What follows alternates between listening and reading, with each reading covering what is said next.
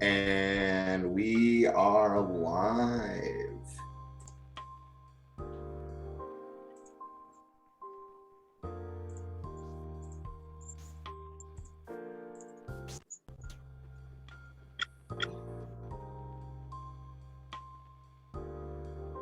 How's everybody doing today? I'm doing all right over here. How about you? Oh man, not too bad, but it's kind of been crazy the last couple days.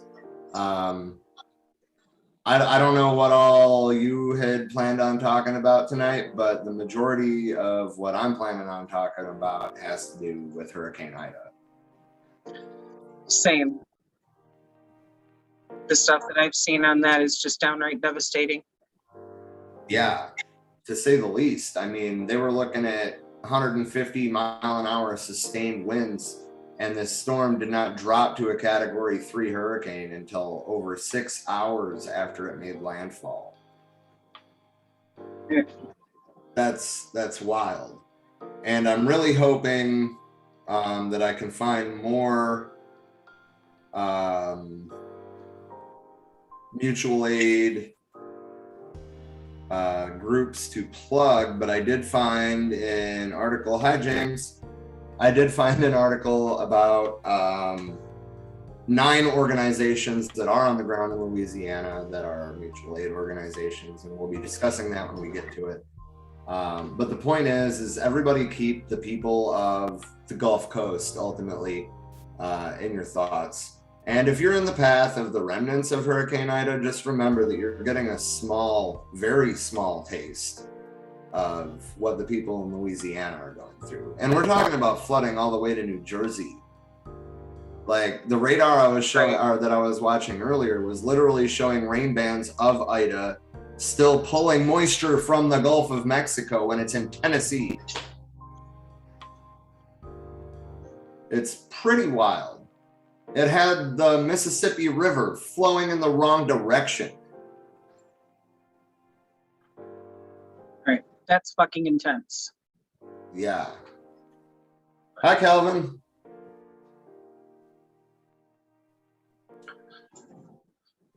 Now they're saying that some of the people in Louisiana could be without power for more than 3 weeks. Oh, yeah. And I mean, stored. They have to rebuild from the sounds of it. I don't know anything official yet, but from the sounds of it, it could be months in some areas. They have to rebuild such a large portion of their grid itself. It's mind-blowing. Right. I also just realized that I changed the title. No, it still says 27th. That's funny. Hey, you guys, it's the 31st. I promise I know that. I just didn't change it in the title. You got to change it on the slide, though. That helps. At least it's got the right data up on there. Shit happens. Right. Man. Yeah, like there was a video I saw of a roof peeling right off of a building and then crashing into a power pole and breaking it in half. And there was reports during the storm that the roof had blown off a hospital, which were not able to evacuate. They basically sheltered in place. And it wasn't actually the hospital. It was the hotel that was attached to the hospital, which lost its roof. So that was good to hear. There was also reports of a levee failing. The levee that failed was not actually part of the levee system. It was a levee built by a refinery. So it didn't cause the kind of drastic impact that, you know, the report of a levee breaking, it wasn't what you would think. There were levees in the system that's been built after Katrina. There were levees that overtopped, but none of them failed. And that's probably why we're looking at a death toll of like 4 so far, rather than what we saw with Katrina. Right. I would say that Hurricane Ida definitely tested the $15 billion levee system.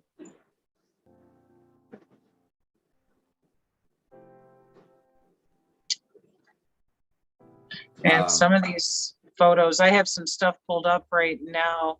I'm going to send you the links to these photos. Okay. So you can In the meantime, I do have a video pulled up. Okay.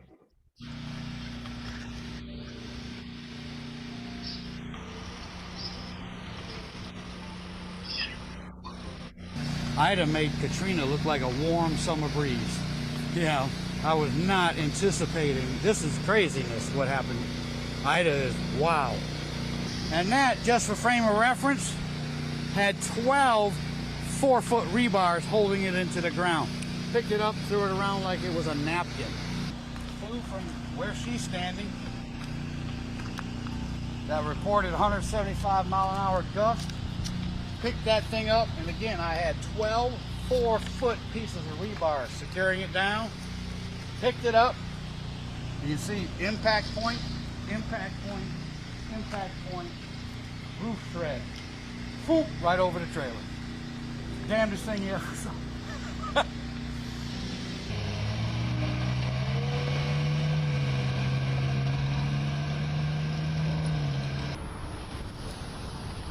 We have food, we have water, we're fine, you know, it's just, we're still alive. You know, we survived it. It was really bad. That was the first time I ever been in a storm this bad.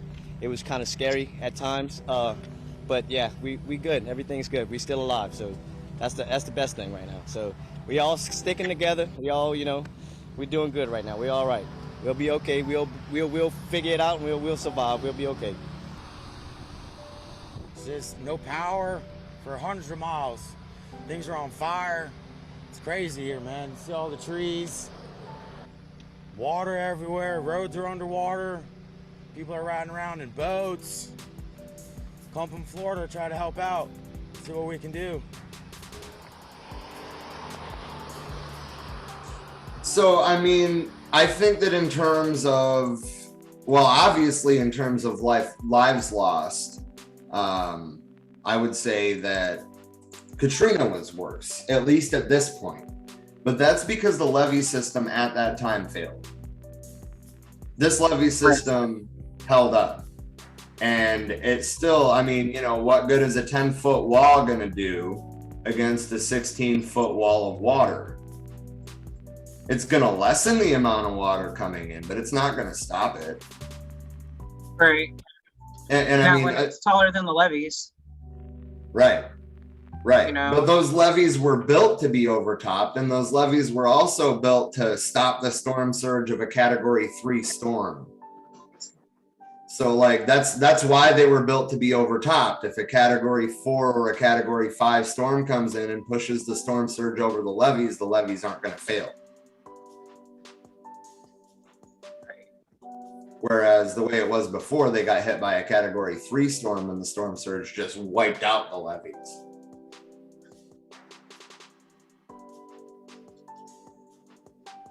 James said math and bad weather both suck sometimes. You're right about that. But I mean, these kind of storms are getting more common. Okay, so in its history, Louisiana has been struck by a grand total of 3 Category 4 hurricanes. 2 of them were last year and this year. And one of them was in 1856.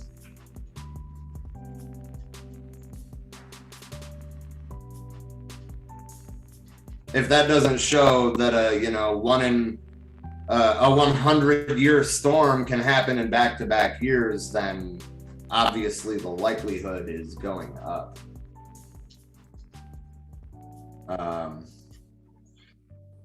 Right. Especially like, had that levee system not been updated and fixed, the ramifications of this storm hitting as strongly as it did right now would be far worse even than Katrina was.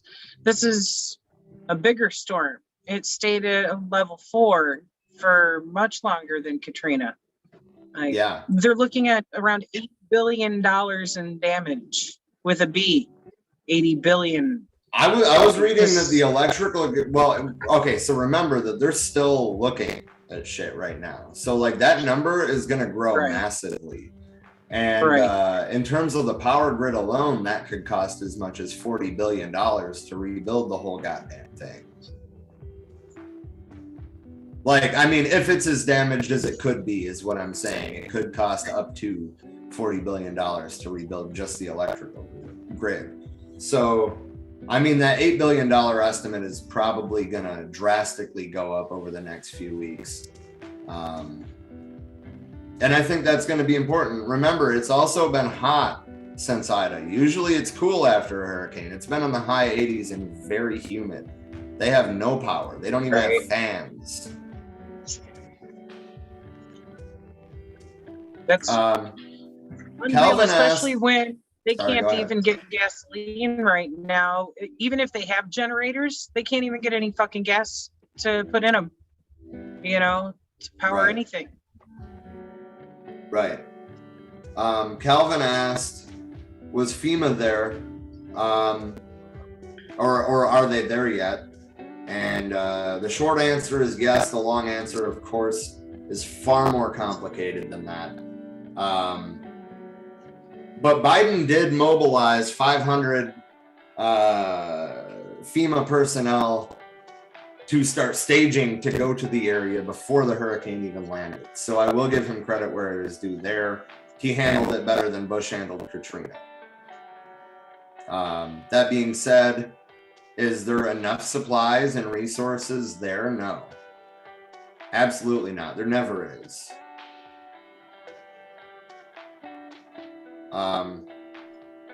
And in terms of who's in charge of FEMA right now, I have no clue. But I am gonna show these pictures. It's pretty wild to see sheet metal just.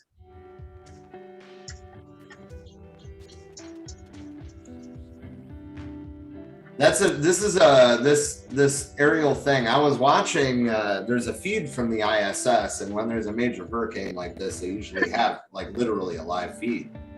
And Hurricane Ida was the size of Florida. Like, and the rain bands alone had completely covered the coastal area there.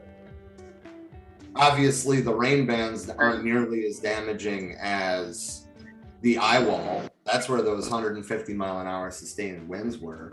But holy shit. Right. They are driving boats down the road. Do you still have to follow like traffic signs? Oh my God. Stay to the right. Oh man. Pass on the left. I really feel for the healthcare workers too. Most of them have emergency backup systems. I will say that. But like the staff had to shelter in place there too. It wasn't just the patients that couldn't evacuate. The staff is there. So like, sure, they probably still have power, but they're stuck there. Yeah. And I mean, there's no way of communicating with anybody. Like, sure, they have power. They can charge their cell phones, but who are they going to call? Nobody else can charge their cell phones, and the fucking networks are down.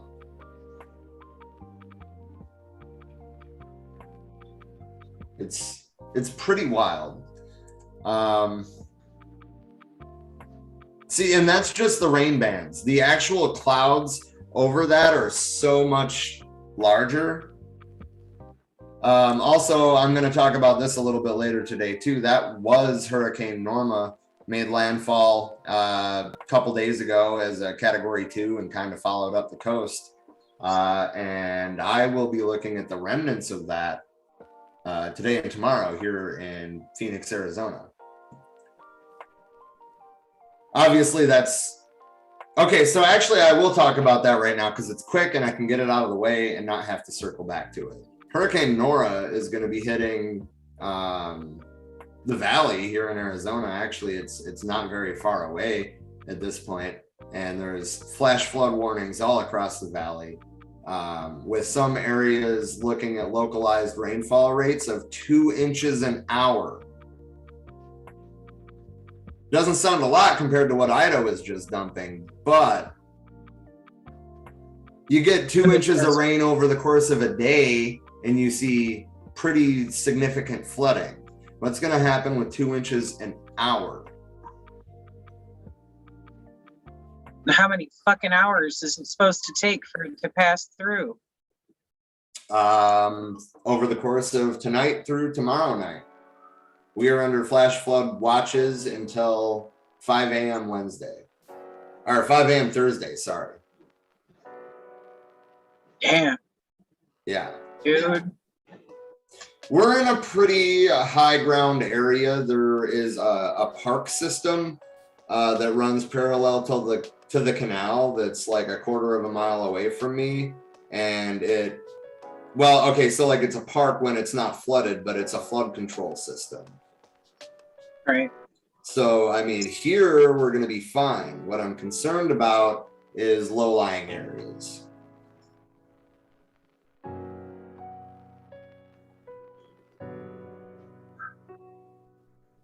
Like, I mean, you know, in the inner city, right. Particularly low-income areas, the areas that were settled at the turn of the last century, not the areas that were settled in the 60s and properly planned accordingly.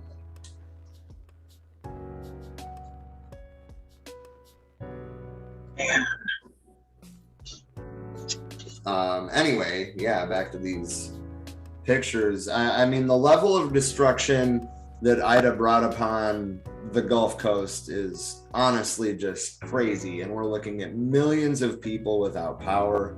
1.18 million in the New Orleans area alone.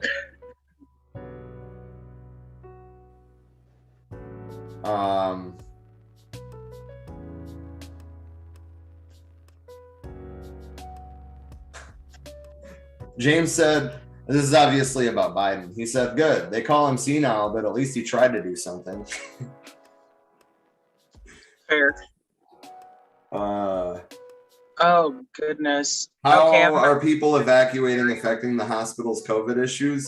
Honestly, it's too soon to tell that. Most of these hospitals still don't have any means of communication. Yeah. But that is a very good question. Calvin asked, how is Don? It actually seems like he's been doing pretty well lately. I talked to him on the phone yesterday for about a half hour or so.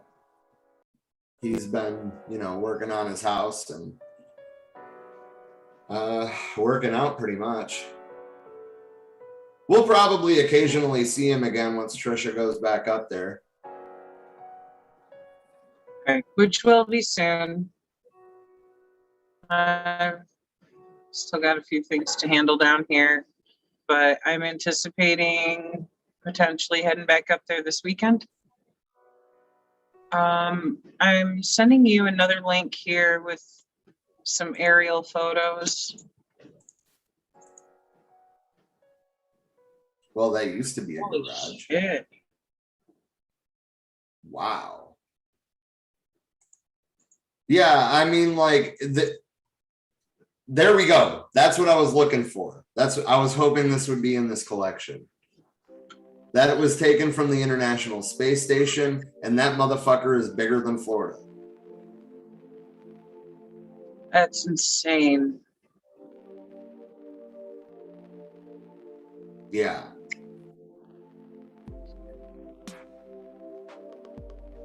Oh, hey, Natalie's here. Hello. Hello. James said, ask Dean about the COVID issues. Honestly, I don't think that there's any way that his computer models can accurately predict that unless he knows how many people from what areas went to what areas and how they're going to travel back. Right. I don't think that there's really a way he could predict that, but it's not going to be good. Like, even if they're taking precautions at these shelters, which they're probably not because they're in crisis mode.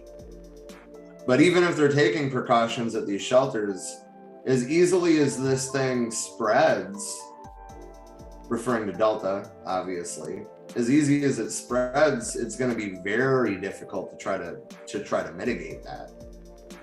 Right.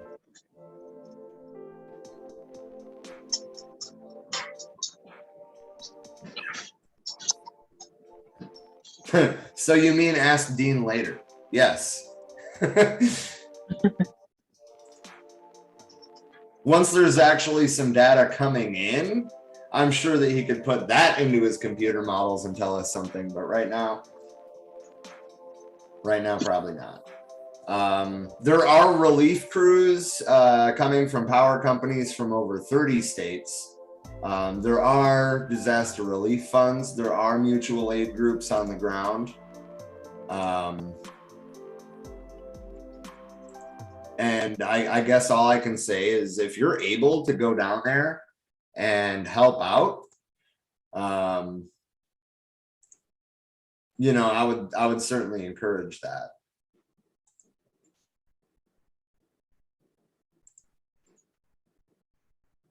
I sent you some aerial photos as well as an update from a few hours ago from Latoya Cantrell. As far as updates on where they're at in recovery. I have one more thing. This is from, did you actually send this or did I accidentally? Yeah, you did send this. The group of manatees spotted in the backyard. Also, there was a man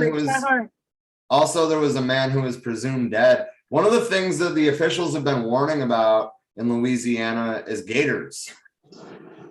They are very far inland at this point, and there was like a 70-year-old man who was walking through a flooded area and was attacked by an alligator today. He is presumed dead. They haven't found him, but he is presumed dead. Holy shit. But in this thing about the manatees, sorry, there's a video from flooded roads in southern Alabama.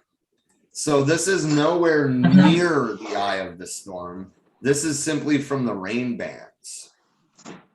I almost forgot to share my screen before I start play.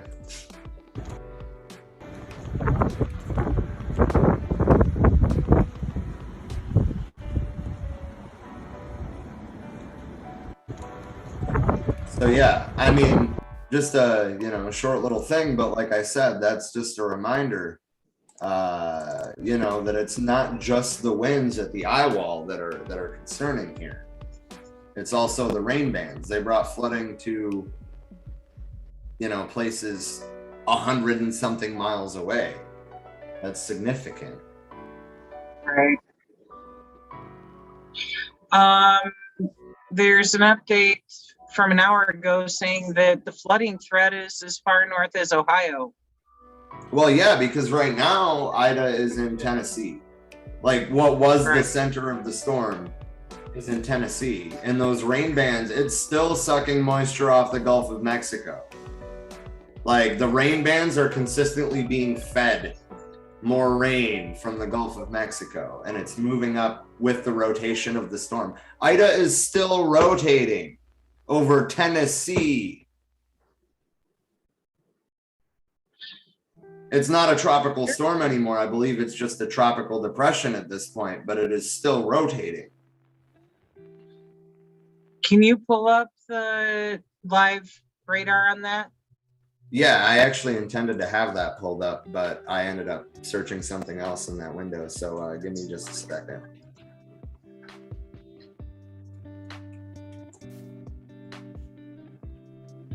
Not AccuWeather. I hate AccuWeather.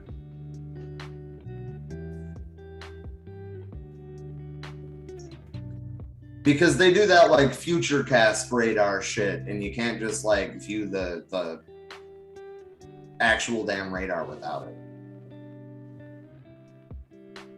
It's ridiculous.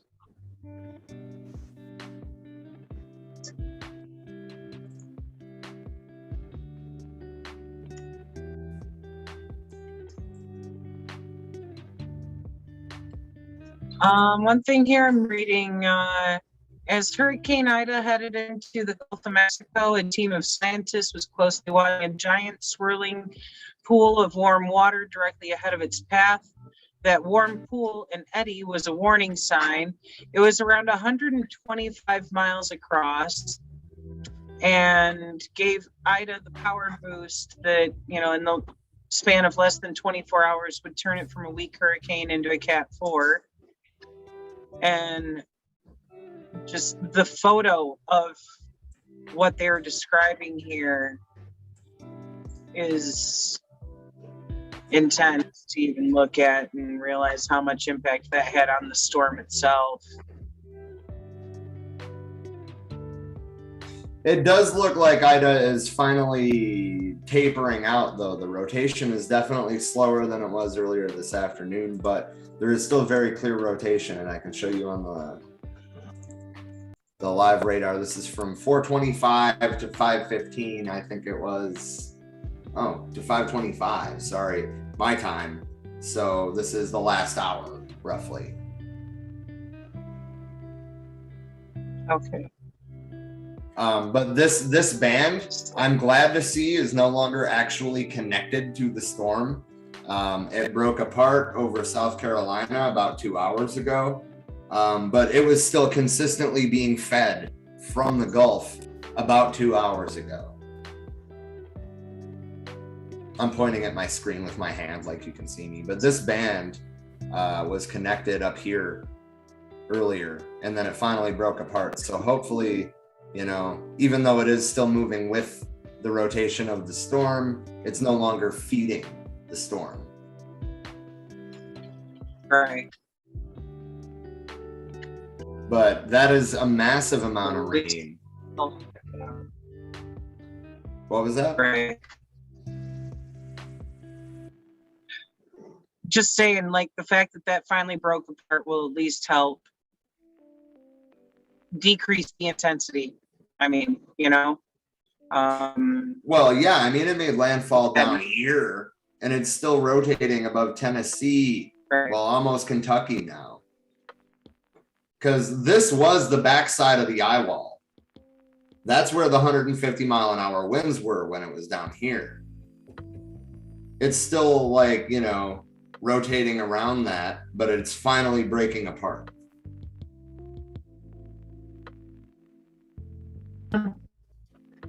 Sorry, I bleeped out in the ether for a moment. Oh, is that what happened?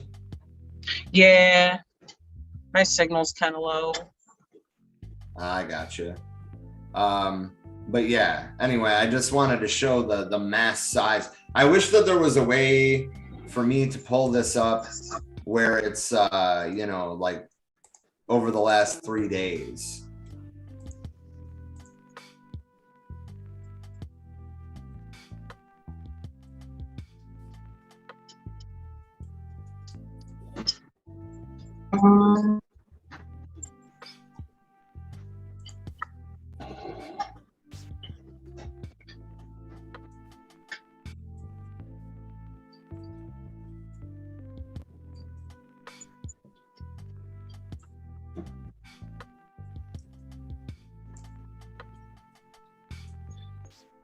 The same here. As far as these eddies go and why they contribute so much, it's because subtropical water has a different temperature and salinity than the common water in the Gulf. So the eddies are.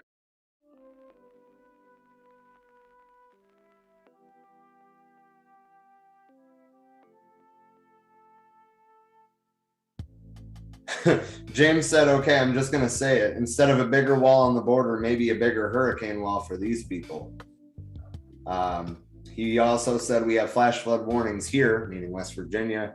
From it, I couldn't imagine being down there. And frankly, neither could I. Natalie said, I don't want to think of what this is going to do to overloaded hospitals and their ICU departments in Louisiana all the way to Tennessee. We're bad before. They were bad before Ida's landfall. But yeah, I mean, just like James pointed out, we're having flash flood warnings all the way to New Jersey, all the way to West Virginia, Ohio, Pennsylvania. Yeah.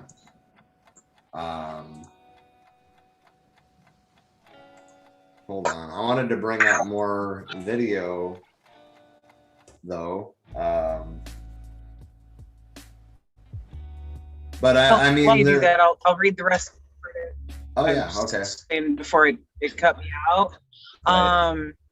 The surface temperature of being 78 degrees or higher feeds the storms, but it's not just at the surface of what you would visually think of as the surface. We're talking 400 to 500 feet deep of water that is 78 degrees or warmer. Yeah, or as high as 90 degrees I've seen from other sources, but yes, exactly. Right. Well, this is seeing like that minimum of 78 degrees. It feeds hurricanes. But also that description of it being 400 or 500 feet deep and having that much more salinity, it inhibits the mixing and cooling of those layers when they hit the common water that's cooler.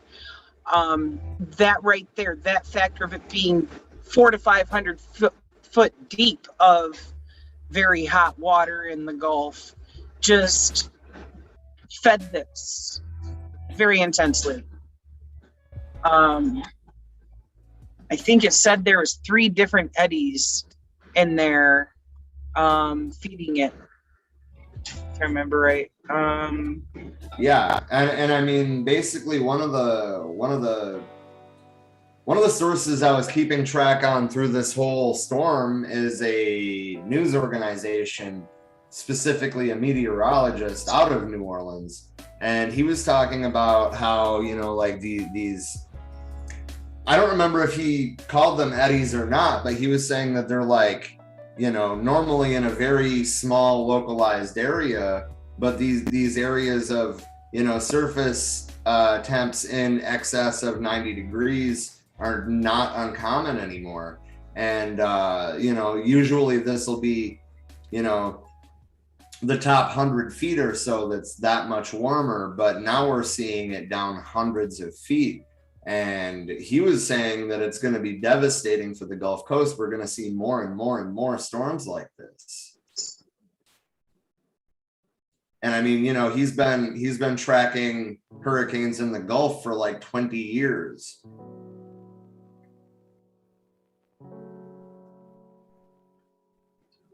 Well, he probably was going holy shit because of this one specifically having that heat all the way down to 480 feet. That eddy just feeding the fuck out of it. Like this is very extreme, and this is the stuff we're talking about when we're describing the global climate change. The intense heat this summer has fed all of this.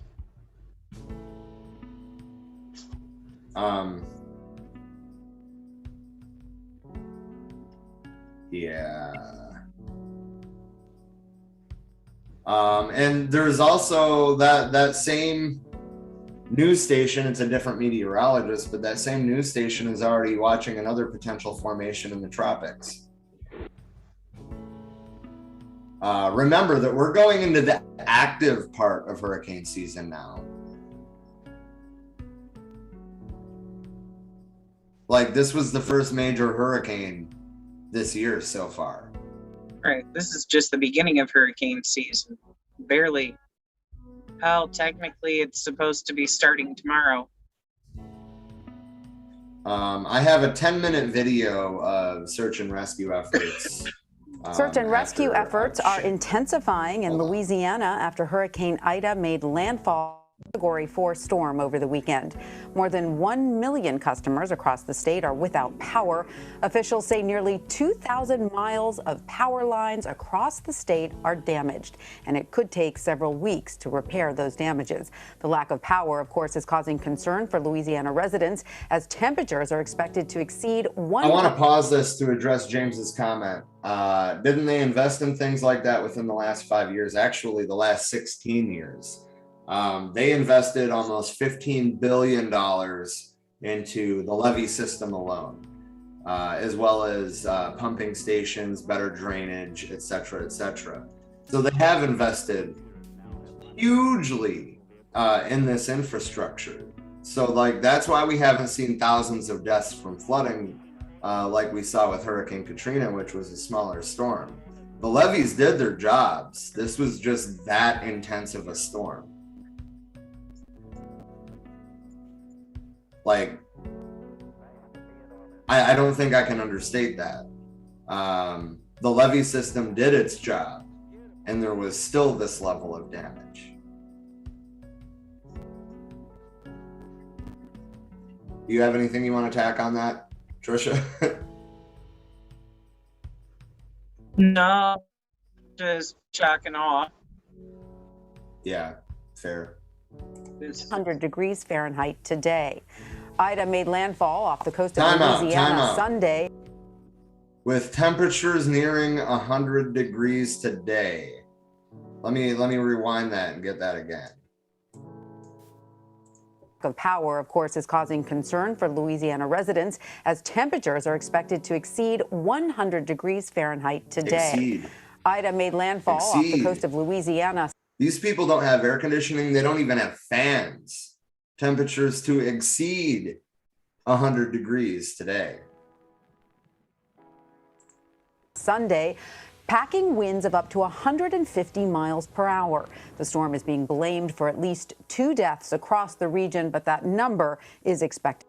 I want to interject there too. Other sources, the most recent state update that I read about an hour before we went live put the death toll at 4. That is with the man attacked by an alligator being presumed dead.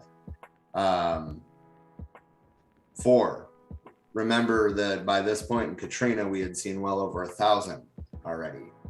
That number is expected to climb. Search and rescue efforts are still underway, but 4, not over 1,000. We're actually doing very well thus far. But that's not to negate what these people are going through. They are living hell right now. To rise. In Mississippi, 2 people died when torrential rains caused a highway to collapse. CBS News' Michael George has more on the ongoing recovery efforts. Using boats and helicopters, rescuers are still searching for people stranded by Ida's floodwaters along Louisiana's Gulf Coast. The ceiling in every room caved in, and it was unbelievable. 4 feet of water just came rushing in. Cell phone video captured a hospital evacuation of about 100 patients. Inside of one of the transfer vehicles, they were stacked 3 rows high. Overall, the storm that made landfall as a Category 4 hurricane Sunday was a test of the region's flood defense system, fortified after Hurricane Katrina. For the most part, it held, but the region's power grid did not. This was a 400-foot tall transmission. Okay, so that, I just want to interject right here. Okay, that is made of steel. That is steel. A 400-foot transmission tower. We're talking those extremely high voltage, very tall steel transmission towers. It looks like it got picked up like it was a toy, like a thin aluminum toy, and it was like picked up and twisted. Like, that is steel. Tower. After Ida, it's a pile of rubble. It's one of the reasons power is out in the New Orleans metro area. Supermarkets, gas stations, hospitals, they're all trying to run on backup generators. The storm knocked out more than 2,000 miles of transmission lines. Louisiana's governor says 25,000 utility workers are making repairs and more crews are on the way. But it could be weeks before power is restored. I can't tell you when the power is going to be restored, but what I can tell you is we're going to work hard every single day to deliver as much assistance as we possibly can. It hurt, man. 70-year-old Theophilus Charles says he weathered multiple hurricanes in this home built by his grandmother. They just start falling apart, blowing away on me. I ain't got a dry spot in the house. Ida changed that, and now he says he has no place to go. Michael George, CBS News, Bridge City, Louisiana. Joining us now is Rob Godet. He is the CEO of Crowd Relief, a citizen-led crowdsourcing-backed disaster relief program. He's also the founder and director of the Cajun Navy Foundation, a volunteer-based organization. The Cajun Navy was on the ground in boats before FEMA. FEMA may have been deployed to staging areas prior to the arrival of the hurricane. The Cajun Navy is literally people who own boats in Louisiana and the surrounding areas. I don't know much about this man as a person, but it seems like the organizations that he's leading are more efficient, at least, than the ones that the government runs. But look them up, you be the judge. To provide rescue and relief efforts during natural disasters. Rob, thanks so much for joining us. So you and the Cajun Navy were some of the first responders on the ground once Ida made landfall. Can you tell us what you saw and what you're seeing there now? There's no water. There's no food. People need to stay back, and you want to get back to your life, but it's going to be months. People are actually. The EOC here is telling us they're having their whole family go rent apartments in other cities. Bad it is. It's going to be a very long time before people are going to be able to have any semblance of normalcy here. And that's the biggest challenge that we have. Well, I'm so glad that we were able to hear you clearly for that portion of it. Yeah. I actually stood up and I'm pointing my phone at the tower. Oh, that's great. Well, maybe that helps because you really sort of painted a very clear picture of how dire the situation is on the ground. Like you said, no water, no electricity, but also very limited communication. Yeah, there is no communication. Literally no communication at all. And what we're doing is providing services to the community that are here. And we have handed out probably 2 or 3 pallets of water to 100 bars. We went over a mile long. What you're going to be facing is long car line, gas, no food, no water. People don't need to come. Well, Rob, you've made that pretty clear that people need to stay away if they are out. But what about all those people who are stuck and stranded? How can they get the word out if they need help? Yeah, you're going to have to get in your car and you can drive from our location. We are on the Walmart parking lot on Martin Luther King in Houma, Martin Luther King Boulevard. And we call it, and SAFE is an acronym for Swift Action Force Emerge Camp, Safe Camp. And we can provide food and water. Our supplies are limited right now until we can get our logistics chains going and getting, the supplies here, which is happening, but it's slow. We're not able to service all of the vehicles that are waiting for help from us. We're going to have to actually start walking our line here in a minute and just telling people we're out of supplies. And gas is precious, so you're waiting in this car line for 20, 30 minutes, and you get up here and we're out. So, and there's a place. So it's pretty dire. This is a community of over 100,000 people. It is. This is a community of over 100,000 people. And the hard part, this parish is it's kind of off the grid, not to the point that there's no electricity, but it's not a seen area. It's a sister city to New Orleans, small, off of the radar for most people related to this disaster. And if I could put a call out, it would be for those people that can make things happen regarding water. We need 18-wheelers full of water. We need food. We need the basic supplies, personal hygiene like diapers, adult diapers. We're being asked for a lot of diapers. If you can help move things this direction, we can take them at the Walmart parking lot on Martin Luther King in Houma, and then we can provide those. We can provide those items to the community members and to the other local nonprofits, the churches, and things like that. And Rob, are you all in touch with FEMA? We're not in touch with FEMA at this moment. You know, we have made contact with the local EOC where we are right now. I think the governor's here in a meeting with officials. But we source our supplies through the general public. We reach a lot of people through our social following, Facebook, and you can actually see live what we do when we have connections. It's Cajun Navy Ground Force Facebook page. And we have a tremendous response that we get in these times through our social followings. And people respond, organizations and businesses respond. We actually just partnered up with Macy's. They'll be raising money for our organization through all 120 of they do that because of platforms. Amazing. And obviously you have an incredible, ground roots system and a lot of support. But as you just said, you're starting to run out of supplies. So it sounds like you could use, an influx from the federal government where you are. It sounds like even though you have so much support and you do have so many volunteers who are willing to help, at a certain point you've got to have somebody delivering you the supplies, correct? Yeah, that's exactly right. And it's only day 2. By tomorrow, we really think we will have some of the logistics supplies running to this area.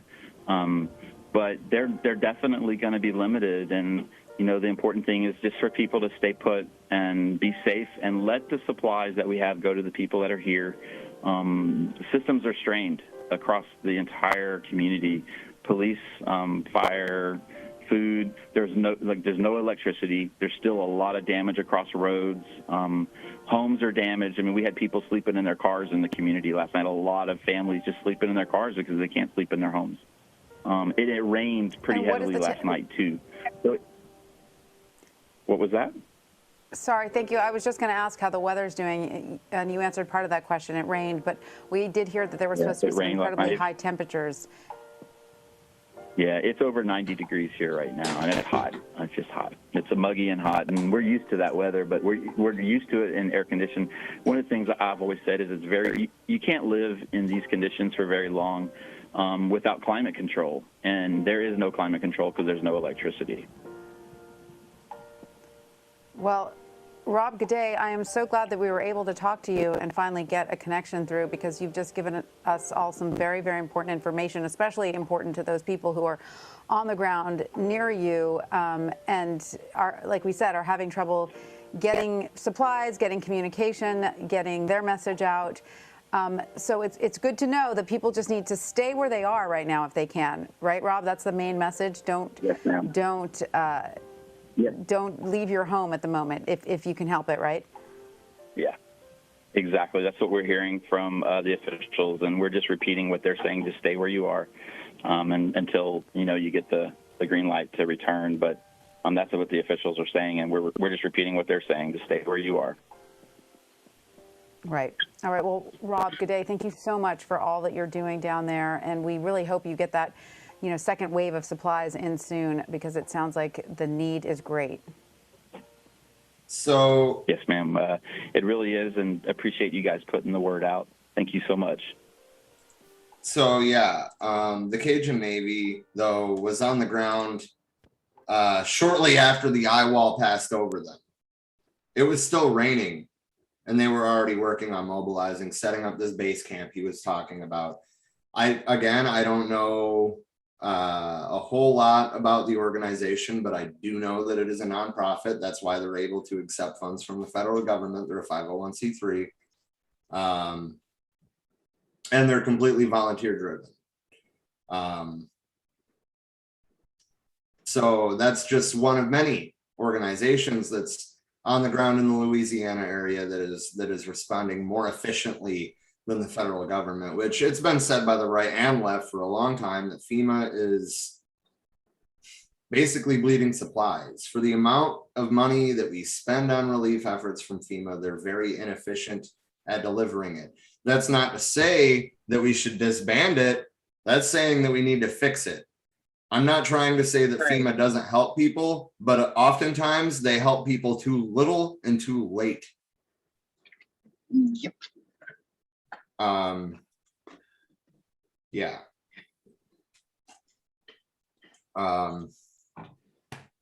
It's hard to see a lot of this video, honestly. But I mean, that being said, I've been watching it for 2 days at this point, and I'm very thankful that the death toll is so low, but hundreds of thousands of people have lost everything, to put it mildly. So if you were, able to go down there and physically help with the efforts, I would recommend that. Of course, take proper COVID precautions, wear a fucking mask. If you're not vaccinated, you're probably not the best candidate to do it. But the point is that the people of Louisiana, the people of New Orleans and the surrounding areas, the people of Houma, the people of Grand Isle need help, and they need supplies.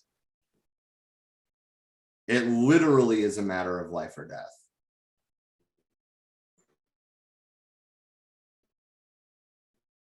I mean, 100-degree temperatures, extreme humidity. The amount of wind damage is incredible. And of course, the flooding.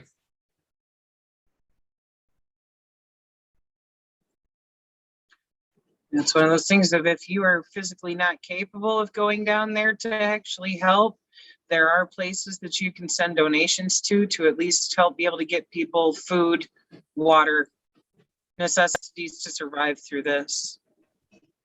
Let me pull up. I sent an article earlier to the group chat that had 9 organizations that have mobilized on the ground in Louisiana that are looking for support.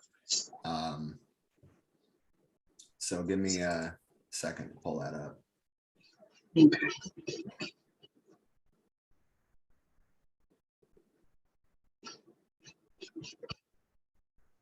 Loading. There we go. This list was compiled by self.com, which, I mean, seems to be kind of like a self-help website. Mostly they focus on fitness, food, health, culture, that kind of thing. But I think that they legit just want to help. But they put together this list, which actually I will go ahead and post in the comments, which I have to pull up the feed on my computer versus on my phone. So give me a second there, but I will post the link to this article in the comments, and I hope that you can all take the time to copy it and share it. As for the organizations, the Greater New Orleans Foundation has a 4-star rating on Charity Navigator, is one of 2 organizations that the city of New Orleans specifically directs people to for donations. The foundation operates programs aimed at distributing resources to local philanthropic efforts, including via its Disaster Response and Restoration Fund. They have a link to donate. United Way, I'm not much of a fan of, I guess. It seems like they're about as efficient as FEMA. Anyway, it's the Southeast Louisiana chapter of the United Way, an international nonprofit, is focused on providing for those in need and alleviating the effects of poverty. During the COVID-19 pandemic, the organization provided emergency food and shelter, distributed emergency crisis grants, which that I do like, to those in the hard-hit hospitality industry, and provided monetary and supply donations for hurricane relief. AmeriCares is a global nonprofit organization with 4 stars from Charity Navigator. This specializes in providing health aid and relief. That includes providing medication, emergency health clinics, and healthcare workers, including those focused on mental health in areas recovering from natural disasters. I think that is a good one to donate to. People are not going to be able to go to the pharmacy for a very long time. You know, and a lot of health clinics and whatnot were severely damaged in the hurricane. I think that's a very important one. The Cajun Navy Relief, a term coined after Hurricane Katrina, which, I mean, it was organized after Hurricane Katrina, is an improvised group of volunteers and boats who help those in flooded areas. Cajun Navy Relief, which, I mean, this hurricane, they have ground forces. That's new. They are growing. Cajun Navy Relief is a nonprofit organization made up of volunteers in New Orleans who bring direct assistance to those in need. You can donate supplies or money, but they listed supplies first, saying such as canned food, water, and toiletries, which is exactly what the founder asked for. He didn't ask for a single dollar. I'm pointing that out. He asked for supplies. But they have a link to donate. Imagine Waterworks is a local queer, native, Creole, and trans-led organization focused on water and climate justice, disaster preparation, and mutual aid. It leads the Mutual Aid Response Network, which I was going to talk about until I read through this list earlier today, because this list talks about the organizations that make up the network. But anyway, Imagine Waterworks leads the Mutual Aid Response Network during disaster events like Ida. The network is currently taking donations to support relief and recovery after the hurricane and throughout the rest of the hurricane season. Again, they have a link. Mutual Aid Disaster Relief is a nationwide yet grassroots nonprofit, read Mutual Aid Group, comprising a large network of activists, street medics, and organizers who are each embedded in their local communities. Mutual Aid Disaster Relief aims to provide solidarity-based relief, such as opening community wellness clinics after disasters, connecting those impacted to loved ones through Wi-Fi and emergency radios, distributing supplies, as well as cleaning debris and repairing homes. The organization put together a list of needed items and drop-off locations. There's a link to that and a link to their donation page. So let me actually, now that I have this loaded, let me drop this link in the comments.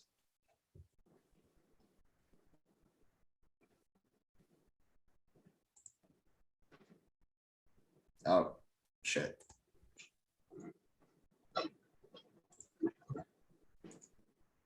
There we go. Boom. Natalie said, sounds like a great group of volunteers. And then she said, if I'm lagging behind or repeating what anyone has already said, it's my bad connection and I can't hear as the video is in and out. I've been closing out and back in and it helps only for a few minutes. You're totally fine, Natalie. Honestly, in this case, I would rather somebody repeat than it not get said. Anyway, Project Hope is a 3-star charity, according to Charity Navigator. It provides global disaster relief in the form of experts and volunteers, medical support, and the distribution of medical supplies and other necessities. The organization's emergency responders are providing assistance in Louisiana, especially as the state's hospitals are already at capacity due to COVID-19, and many of them were not able to evacuate.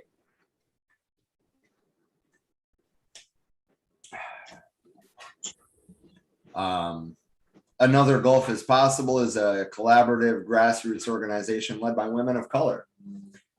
They are collecting donations of supplies and money in the wake of Hurricane Ida.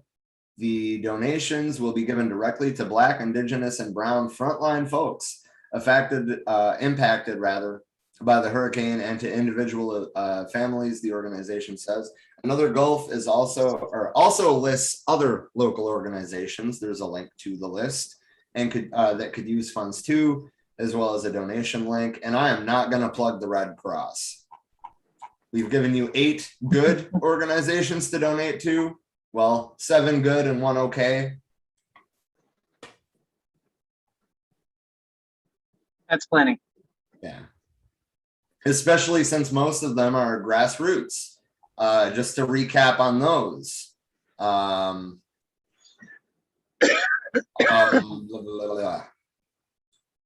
Cajun Navy, Imagine Waterworks, Mutual Aid Disaster Relief.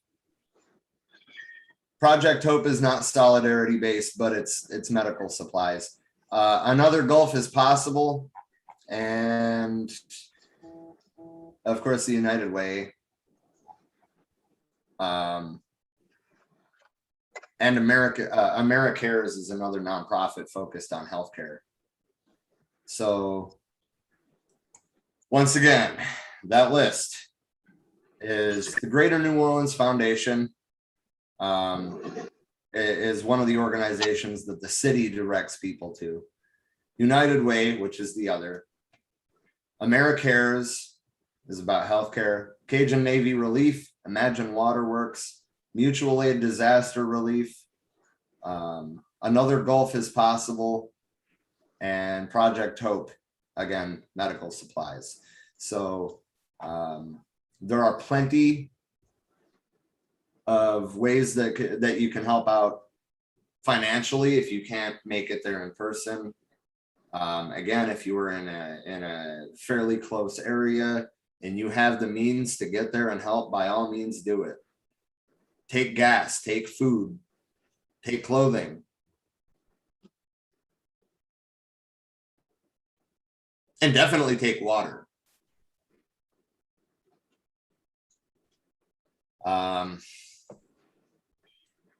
Yeah, that's pretty much all I've got. Give me just a second to get resituated here. I've got an article up on the environmental effects that are already hitting because of this. I haven't seen a whole lot on that, so I'm glad that you found that. I was very worried about the oil infrastructure that's there. I know just from videos that there is at least one refinery that's been damaged. So I'm sure that the environmental impacts are great and certainly not fully known yet. Yeah, the Department of Environmental Quality is inspecting a bunch of industrial sites here. Information about potential environmental threats caused by Hurricane Ida have been slow in coming, but initial reports to the Coast Guard's National Response Center and the State Department of Environmental Quality confirmed that there were releases of crude oil, fuel oils, and a variety of chemicals in numerous locations in southeastern Louisiana on the day before and the day of the storm. The information that's available is not complete or comprehensive, consisting of initial call-in or emailed reports by company officials or others to the two agencies. They include releases of different chemicals by refineries and chemical plants when flares were extinguished by Ida's winds, as well as the possible release of sewage and wastewater in numerous locations in Jefferson Parish when the power was lost. Knocking out 95% of the parish pump stations that move waste through the underground pipes. The agency has already begun more detailed inspections of all facilities within Ida's path to identify concerns, with that information likely to be made public over the next few weeks. On Tuesday, the National Response Center had reports on 11 incidents that occurred in Louisiana on Saturday, the day before Ida hit, through the end of Sunday. The DEQ listed 35 incidents that had been reported to them on Sunday and Monday, some of which were also reported to the Coast Guard. The stuff reported to the Coast Guard included the release of an unknown amount of hydrogen at the Shell Norco facility during a unit's shutdown in advance of Ida, and an unknown of ammonia was released from a process safety valve at Cornerstone Chemical in Wagaman. The valve was restored to stop the leak. On Sunday, the Coast Guard reported several incidents involving ships. There was a vessel slipped from its moorings at Golden Meadow that was adrift with a tugboat connected to it. Neither were leaking oil, though.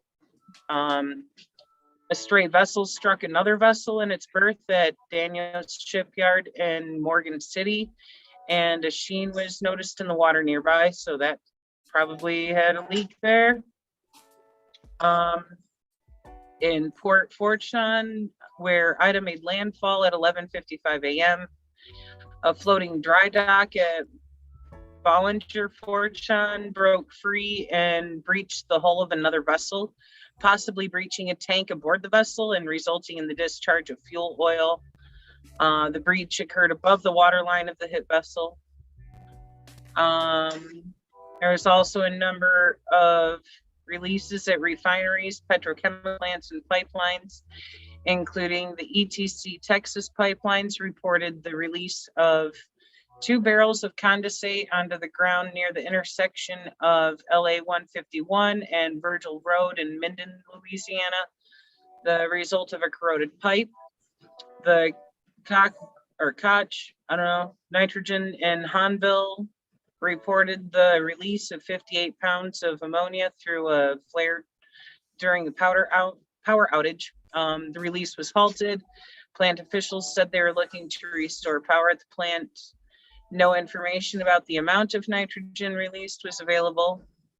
CF Industries in Donaldsonville reported that the pilots of the flares 2 storage tanks were extinguished, while control valves were partially open, allowing the release of ammonia. They said a crew is unable to secure the release. Phillips 66 Pipeline LLC reported 2 leaks on 2 separate pipelines, RV26 and RV32, due to conditions during Ida, resulting in the release of propylene and isobutane into the atmosphere. It's unknown if there is waterway impact at this time, the company reported. The releases were near Paradise in Louisiana, 3127 in St. Charles Parish. Mosaic Fertilizer reported ammonia vapor released outside its St. James facility after a flare blew out. Shintech, Louisiana, and Plaquemine reported the release of an unknown amount of ethylene dichloride from a storage tank due to, quote, power inconsistency during the hurricane. Let's see. Jefferson Parish Sewer Department reported wastewater and rainwater were released due to the lift stations failing. Waterford 3 in Hanville reported an unusual event due to the loss of power running to the station from off-site. There was no release of radiation or other materials resulting from that power loss. Chalmette Refining reported the release of sulfur dioxide from a flare due to a loss of power. The Dow Union Carbide plant in Hanville reported flaring of products and byproducts due to loss of power, but they didn't list which ones. ExxonMobil in Baton Rouge reported releases of nitrogen oxide, nitrate, sulfur dioxide, and hydrogen sulfide due to an upset caused by Ida. That would be nice if they would clarify what they mean by an upset. Hudson Marine / Orion reported that a vessel ran aground in Magnolia Landing in St. James Parish. No release was reported. Energy Transfer Partners / Lone Star NGL in Geismar reported a loss of power that caused its flare to produce black smoke. What was actually released is unknown. Marquette Transportation on the Mississippi River near LaPlace reported fuel coming from the cargo vessel Golden L.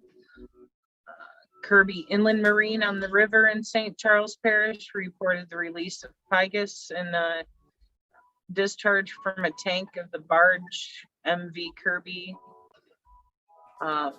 Cornerstone Chemical reported the release of sulfur dioxide and sulfur trioxide. The report said molten sulfur tank may have been struck by lightning or other ignition source. Phillips 66 Alliance Refinery in Belle Chase reported a release of mainly stormwater after the refinery was flooded when a levee was overtopped. Officials hope to open the floodgates to reduce water within the leveed area to lessen the flooding impact. The Valero St. Charles refinery in Norco reported damage to a gasoline tank and release of gasoline. Entergy's Little Gypsy plant in Mons reported an unknown amount of asbestos blown off the ground. That sounds healthy.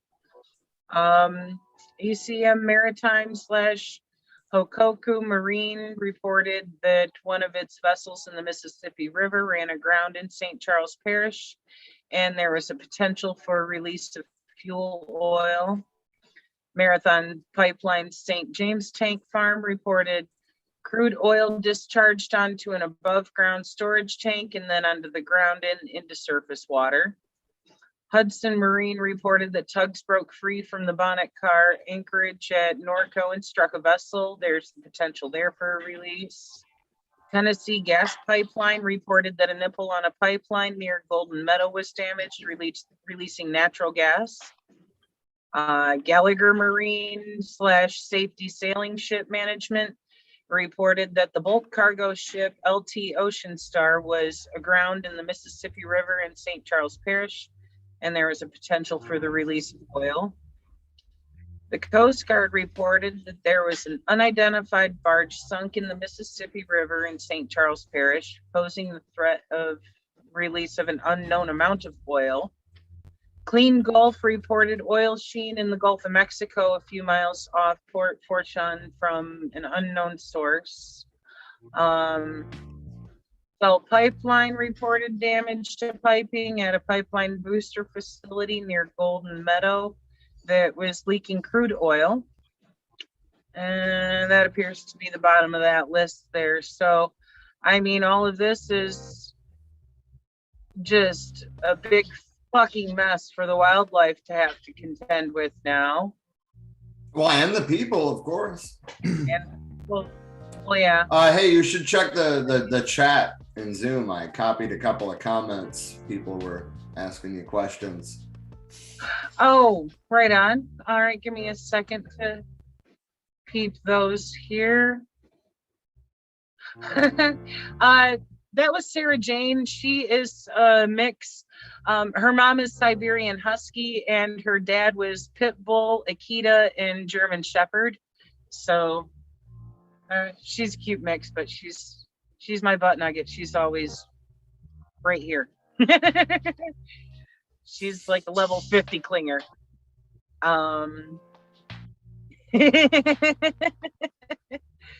Man, that's funny. She's cool. She's my little homie. She and her mom are snuggled up to my butt now, right next to me, as always. I miss Doom. Oh, she just lifted her head and looked over here like, huh? Doom. Her ear twitched is all this time. Whatever, Doom. So yeah, anyway, while we're just sitting here, I'm going to take a minute to plug a little bit of what we got coming up. Tomorrow, we have a piece on the Detroit riots of 1967, which the intro, I'm going to talk about the Detroit riots of 1943 because it's important in understanding what happened and why in 1967. So that'll be tomorrow. Thursday, we start Eldridge Cleaver's Soul on Ice for our Black Panther series on Thursdays. Monday, we'll have Anarchism and Other Essays, Part 2. And then September 7th, which is a week from today, our current events stream is going to be a future stream. It wasn't as funny that time, but no. The awkwardness was, though. Okay, fair. Anyway, we will be having the Star Trek Communist on. We're going to be talking about, you guessed it, Star Trek and communism.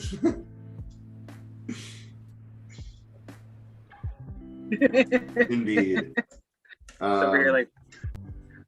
So if you are a Star Trek fan, or if you're not, a Star Trek fan, but you're a communist, or if you're both. I think it'll be a pretty entertaining episode. We're going to be talking about the parallels between Vietnam and the original series. We're going to be talking about the more leftist undertones that Trek has had for 5 decades now.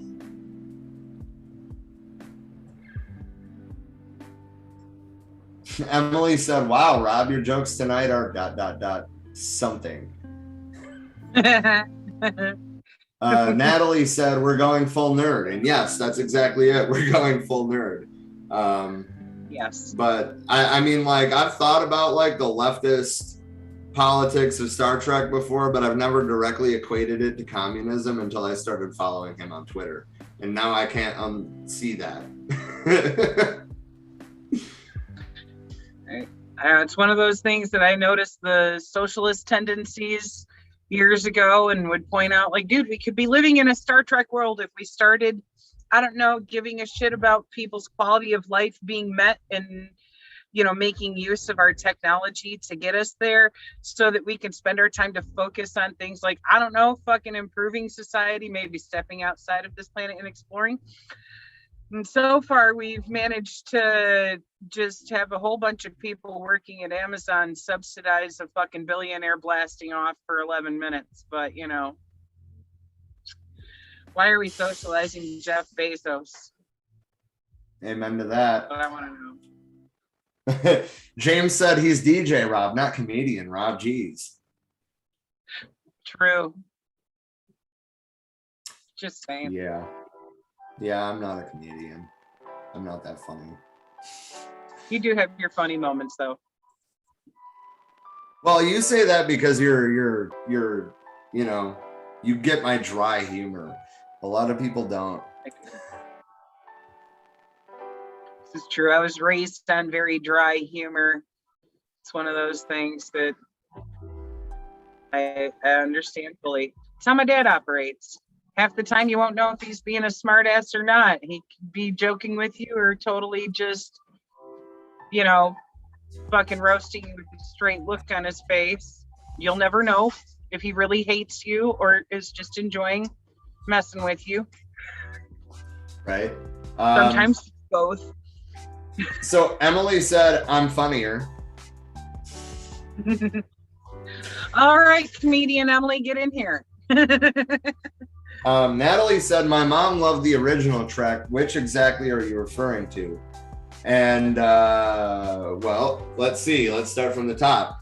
The original series, The Next Generation, The Next Generation movies, Voyager, Deep Space Nine. Yep. Yeah. A little bit of Enterprise. We're going to be talking about the growing pains of trying to leave our solar system for the first time, things like that. Discovery. Voyager is going to have a lot to do with ethics. Yeah, for sure. Next Generation, you know, the movies for Next Generation kind of really detail what their economic system is like, that they no longer pursue wealth, so on and so forth. Yep. And then Discovery in the well, I don't know if it is the most recent season now. I don't know if the next season has debuted or not. I should check into that. But at the end of the last season of Discovery, there was a very powerful capitalist who was basically trying to convince what remained of Starfleet in this era to do business with her to help themselves, and they straight up refused unless she was held accountable for her exploitation and unopposed rule of millions. So right, they were like, wait a fucking minute, capitalist, you have crimes to answer for. Can't even talk. But yeah, speaks volumes. Oh, and Lower Decks, because it's about the lower ranking officers in Starfleet. I'm yet to see the Lower Decks. Oh, dude, it's from the creator of Rick and Morty, and it took me a few episodes to like get that it was actually like Trek canon, right? Because it's a totally different approach to Star Trek, but it's good. I'm gonna have to check that out. I gotta watch that some point in the next week before we do this. Oh yeah, episode. yeah. He's been tweeting about Lower Decks a lot, so you're gonna have to catch up on that. Yeah, I'll search for that when I get back in HDFY after we're done here. If they don't have it, I didn't Emily and I grant you access to our Paramount Plus account? I don't know. I don't think so. But if you want to, I'm in the accepting mood. Maybe it was Sterling. I don't know. It was somebody in the podcast admin chat way back that wanted to watch Discovery. I thought it was you, but it could have been Sterling. I think Discovery is on HDFY. Matter of fact, I can just pull it up right now and look and see if the Lower Decks. But yeah, anyway, there's a lot to talk about that we can tie to leftist politics in general, or more specifically in the case of the Star Trek communist, communism in general.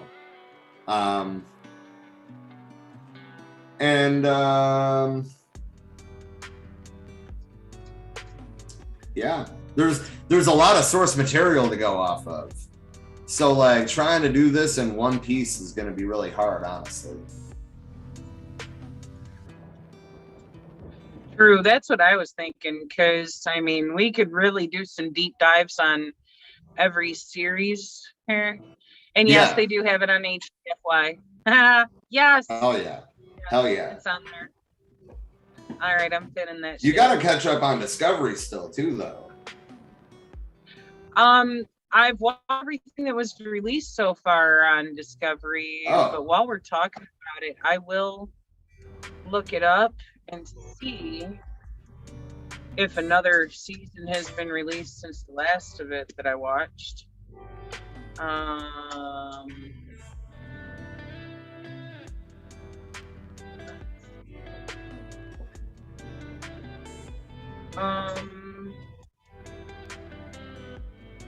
Okay, I only saw seasons 1 and 2, and season 3 is out now, so I'm gonna catch up on that one too.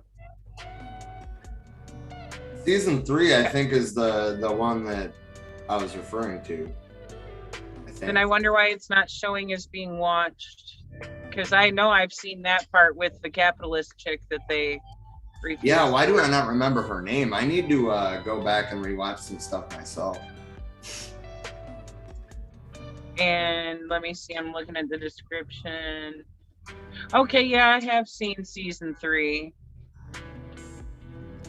I'm also waiting for season 2 of Picard. I think I'm just happy to see, Jean-Luc Picard on the bridge of a starship, really. Right. I love him. Patrick Stewart's the shit. I mean, the undertones in that are pretty significant too. There was an attack on a shipyard on Mars by a bunch of artificial life forms, or androids, as they're known in that universe. And they straight up banned artificial life forms, or synthetics, as they were calling them in that era. And well, I mean, he had fought in a courtroom to prove that Lieutenant Commander Data was, in fact, a sentient being of his own free will. When Starfleet tried to take him so they could disassemble him and study him, Picard fought against that in a courtroom and won.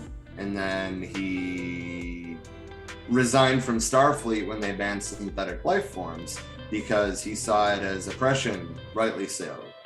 So, I mean, essentially they created an apartheid state against androids. And then by the end of the season, Picard himself ends up becoming an android, but I can't tell you how or why that happened. I mean, I could, but that's too off topic, I guess is what I'm getting at. But the point is, though, is that even in that show, which I didn't expect a whole lot out in terms of social commentary like that, but it runs deep.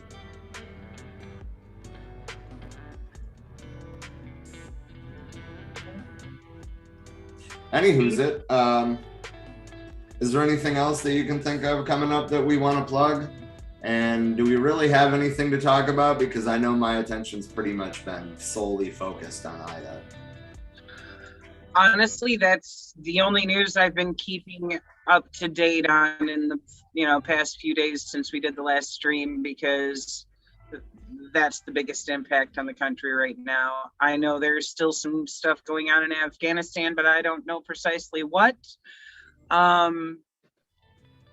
I mean, if you want, we can take a moment to run a search and see what we can find out as far as updates there, but my eyes have mostly been focused on Ida. I know that we officially completed our withdrawal from Afghanistan today, and I know that the Taliban took over the Kabul airport literally minutes after the last C-17 full of American service members departed. But that was to be expected at this point. And it didn't matter who was in the White House when it happened. It was going to happen either way. Right. People love to forget this deal was actually made by Trump before he left office. Natalie asked, is there a particular Star Trek movie that would be good to find the connections to anti-capitalism/socialism?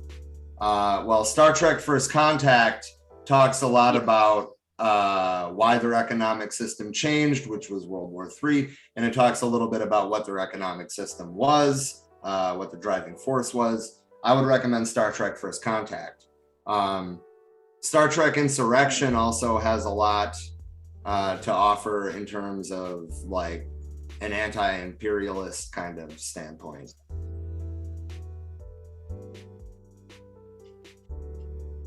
So yeah, those I think would be my two. I highly recommend First Contact. That's one of my favorite of the Star Trek movies. Same. Vicky just sent, I don't know if she's watching, but I know that she knows that we're live. She just sent an article from Market Watch. The headline is Social Security to become unable to pay full benefits sooner than previously estimated. Great. Awesome. It's going to be 2034 rather than 2035. But I am actually glad she sent this, because I just want to point out that Social Security would have always been fully solvent if we wouldn't have put a cap on it, first of all. And if we hadn't allowed borrowing from it, which was never supposed to be a thing. I was going to word it as mismanagement of funds, but yes, exactly. Yeah. Siphoning, what would they call this in a business context? Drawing a blank on the word. There's legal charge for it too. Basically where you're stealing from what you're considering. Oh, embezzlement. Petty cash. Yes, embezzlement. Thank you. It's one of those brain fart moments. But yep, embezzlement. Yeah, that. So that's only 8 years away. So that is quite an important topic, but unfortunately, I don't think that any of us could be surprised about that at this point.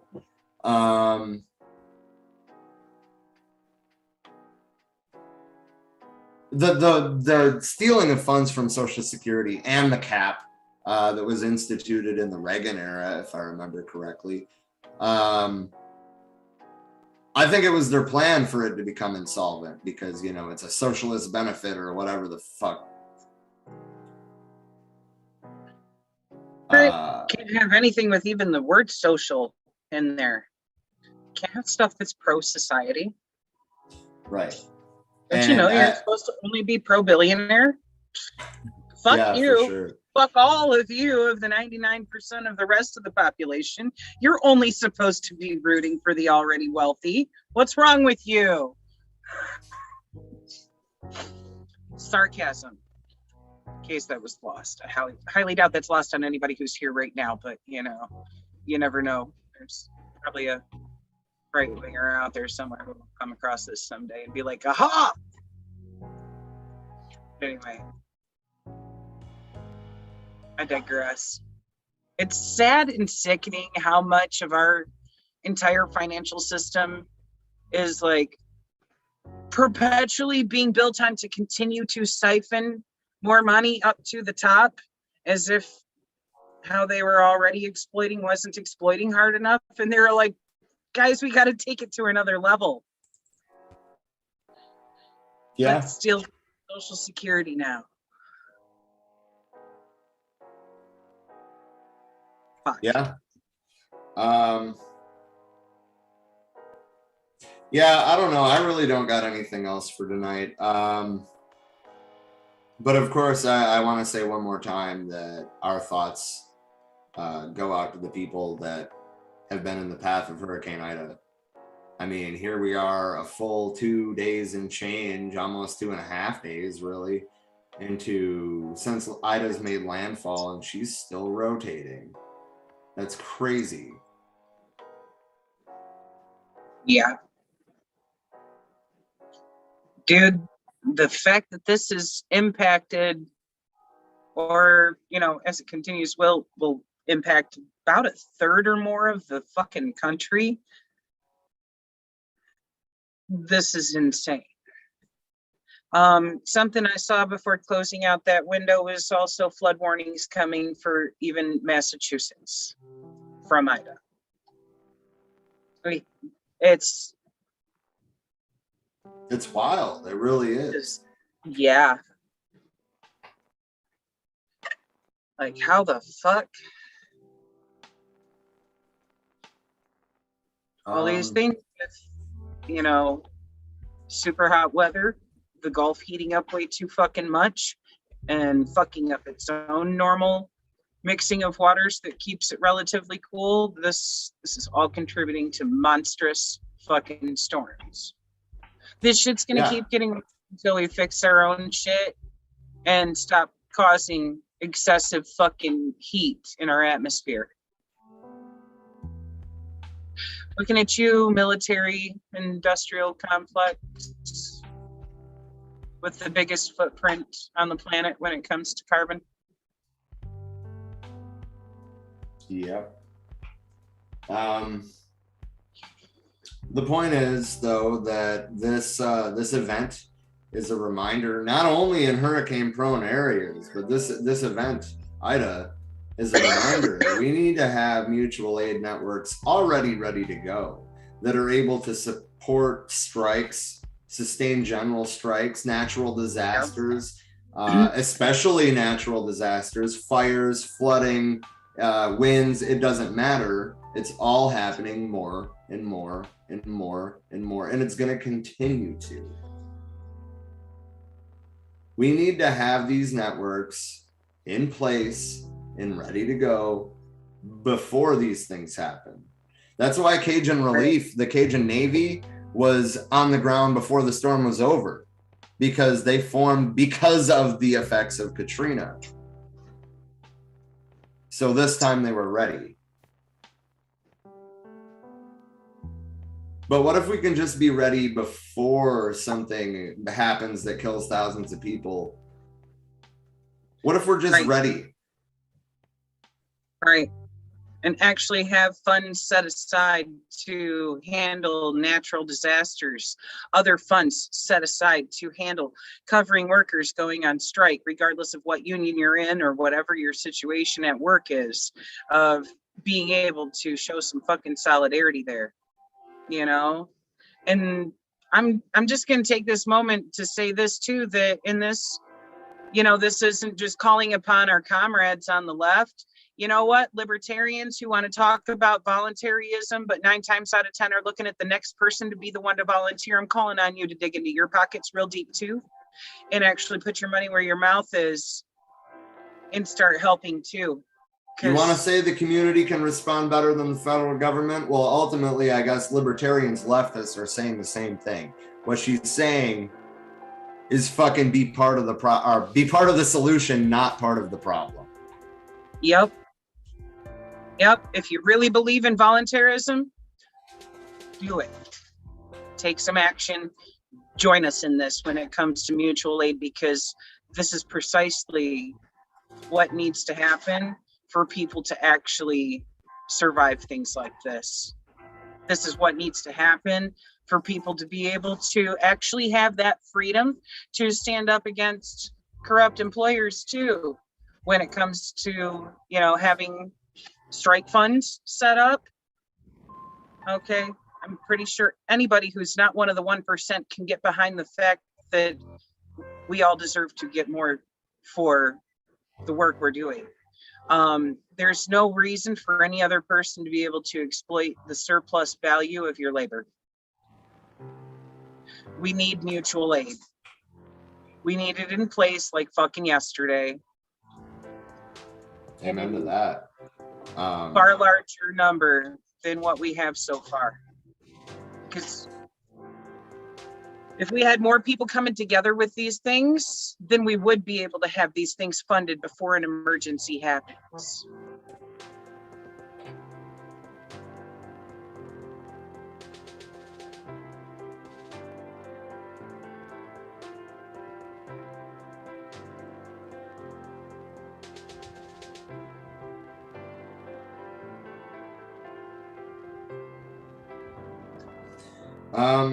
Yeah, so I guess one more time just to recap. The pinned comment in the live Facebook stream, which I will also put in the show notes for those of you listening in the future on podcast platforms. That self.com article is a list of 9 organizations, about half of which are solidarity-based mutual aid organizations, grassroots organizations. Okay. It'll be in the show notes on the podcast platforms. If you, by any stretch of the imagination, are able to donate, I encourage you to do so. If you're able to physically go there and help, I encourage you to do so. Preferably if you're vaccinated and willing to wear a mask. But the point is, coming together as a community to respond to events like this is critical. I just wanted to recap what's coming up. Tomorrow we have a piece on the Detroit riots of 1967, in which I also kind of talk about the 1943 riots because they led up to the 1967 riots. Thursday we have part 1 of Eldridge Cleaver's Soul on Ice. That's the next series in our Black Panther Party material. And then Monday we will have part 2 of Anarchism and Other Essays. And then next Tuesday, we will be having the Star Trek Communist on as a guest.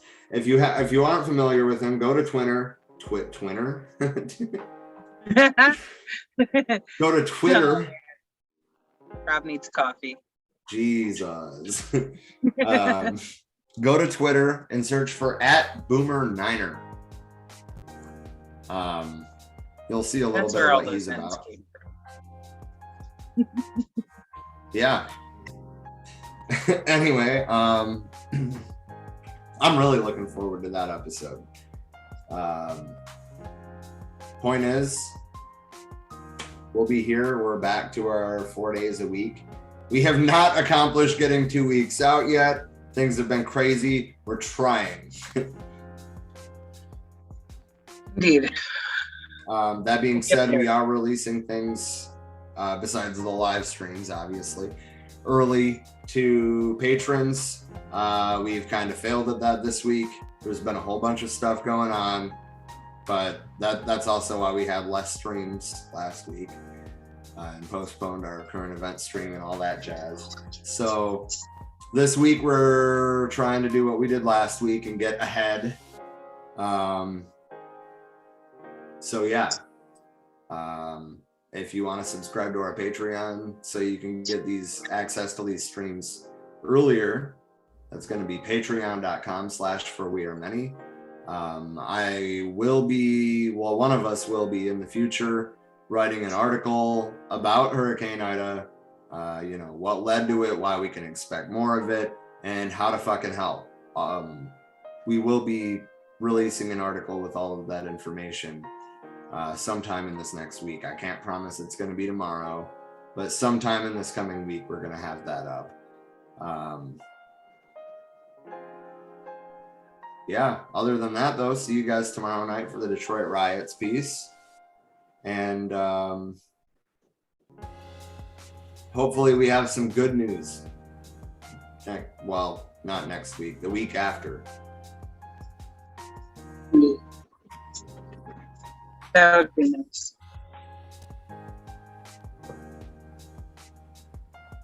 Once again, thank you all for joining us, and see you again tomorrow.